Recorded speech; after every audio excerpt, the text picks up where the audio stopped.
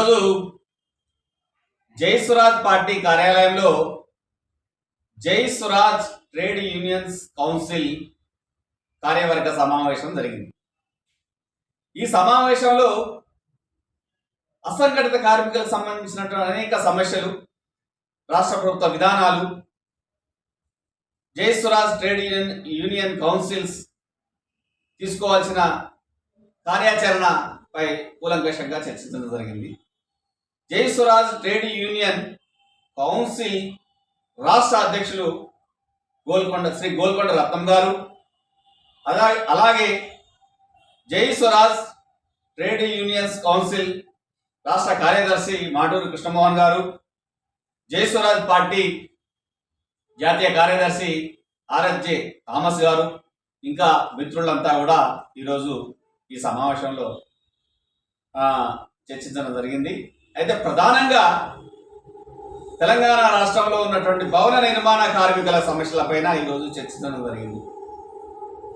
భవన నిర్మాణ కార్మికులు మిత్రులారా, ఈ దేశంలో నిన్న మొన్న కట్టినటువంటి పార్లమెంటు భవనం దగ్గర నుంచి మారుమూల పల్లెల్లో ఊరు గుడిసె వరకు నిర్మించేది భవన నిర్మాణ కార్మికులు. దాంట్లో మేస్త్రి ఉంటాడు, కాపీ మేస్త్రి, కార్పెంటర్ ఉంటారు, పెయింటర్ ఉంటారు, రకరకాల ఒక వృత్తుల వారు అందులో కలిపితేనే ఒక నిర్మాణం జరుగుతుంది. పెద్ద పెద్ద ఫ్లైఓవర్స్, పెద్ద పెద్ద బ్రిడ్జిలు, పెద్ద పెద్ద 100-150 అంతస్తుల భవనాల నిర్మాణంలో వాళ్ళ జీవిత కాలం అంతా వాటిని నిర్మించే పనిలో ఉన్నారు. అయితే ఈ భారతదేశంలో లేదా ఈ రాష్ట్రంలో, తెలంగాణ రాష్ట్రం వచ్చిన తర్వాత మనము ప్రతి ఒక్కరికి సొంత ఇల్లు కళ నెరవేరుతుందనుకున్నాం. కానీ మరీ ముఖ్యంగా అసంఘటిత కార్మిక రంగంలో ఉన్నటువంటి భవన నిర్మాణ కార్మికులలో ఈ భవనాలు నిర్మించేది వారైనా వారికి వచ్చే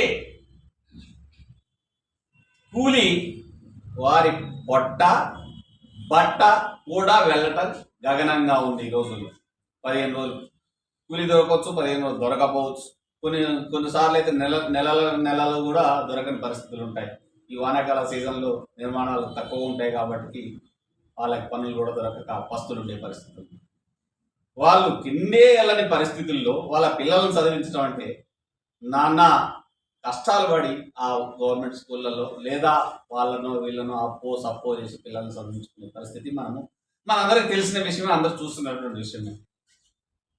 ఇంకా వాళ్ళ కుటుంబంలో ఎవరైనా అనుకోని పరిస్థితుల్లో పెద్ద అనారోగ్యానికి గురైతే దేవుడి మీద భారం వేసి ఆ ఇల్లంతా మొక్కాల్సిందే తప్ప ఆ వైద్యం చేయించుకునే స్థితి కూడా లేని స్థితి ఈ రాష్ట్రంలో మనం చూస్తున్నాం.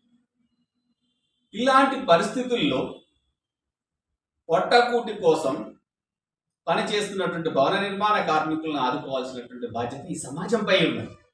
ఎందుకంటున్నా అంటే ఈ హైదరాబాద్ లేదా పట్టణాలు లేదా కొన్ని గ్రామాల్లో కూడా కిరాయి ఇళ్లలోనే ఈ భవన నిర్మాణ కార్మికులు జీవితకాలం మొత్తం వెల్లదీయాల్సిన పరిస్థితి వస్తుంది. సొంత ఇల్లు అనేది మనిషికి ఆత్మగౌరవంతో కూడుకున్న అంశం. వాళ్ళ పొట్టే వెళ్ళనప్పుడు, వాళ్ళ బట్టే వెళ్ళనప్పుడు, వాళ్ళ పిల్లల చదువులే కొనసాగలేని స్థితిలో వాళ్ళ వేతన కూలీలు ఉన్నప్పుడు సొంత ఇళ్ళ నిర్మాణం ఎలా జరుగుతుంది? కిరాయి ఇళ్లలో ఒక నెల పనులు దొరికితే సకాలంలో 1వ తారీఖే కిరాయి చెల్లిస్తారు, సంతోషంగా ఉండదు ఓనర్ తోటి. వీళ్ళకి 1-2 నెలలు కూలీలు దొరకపోయినట్టయితే ఎంత మంచి ఓనర్ అయినా ఆ కుటుంబ యజమాని పైన పెట్టే కిరాయి ఇస్తావా, ఖాళీ చేస్తావా అనేది చెప్పినప్పుడు వాళ్ళు పడే బాధ, మానసిక శోభ, అయ్యో ఇన్ని వేల భవనాలు నిర్మిస్తున్నామే, మాకు తలదాసుకోవడానికి ఒక 2 గదుల ఇల్లు లేదే అనే బాధపడే స్థితి కొద్దిగా. ఇంకా మీరు హైదరాబాద్లో చాలామందికి తెలుసు, అనుకోని పరిస్థితుల్లో ఒక కుటుంబంలో ఒక వ్యక్తి కాలం చేసినప్పుడు ఆ శవాన్ని ఇంటి దరిదాపులకు కూడా కిరాయి వనరులు రానిచ్చే పరిస్థితి లేదు. అట్లాంటప్పుడు వాళ్ళు పడే పరిస్థితి బాధన ఒక్కసారి ఆలోచించాలి. ఎక్కడికి పోవాలనో తెలియదు, పోతే డైరెక్ట్ శ్మశానాన్ని. ఇది ఆ జీవికి మనం ఇచ్చే ఈ సమాజం, ఆధునిక సమాజం ఇచ్చే గౌరవమా? అందుకనే జై స్వరాజ్ పార్టీ ట్రేడ్ యూనియన్ నాయకులు, మిగతా పార్టీ నాయకులు అందరము ఈరోజు చర్చించిన అంశాల్లో ప్రధానంగా భవన నిర్మాణ కార్మికులకి ఈ రాష్ట్రంలో సుమారు 33 జిల్లాలు ఉంటే దాదాపు 33 లక్షల మంది భవన నిర్మాణ కార్మికులు ఉన్నారు. ఉదాహరణకి వీరందరిలో చాలా మందికి ఇల్లు లేని వారే ఉన్నారు. ఏ రోజు కూలి దొరుకుద్దా అనేది అడ్డా మీదకి వచ్చి వాళ్ళు ఆ రోజు కోసం, ఆ పని కోసం 1 గంట 2 గంటల దాకా ఎదురు చూసే పరిస్థితిని మనం చూస్తున్నాం.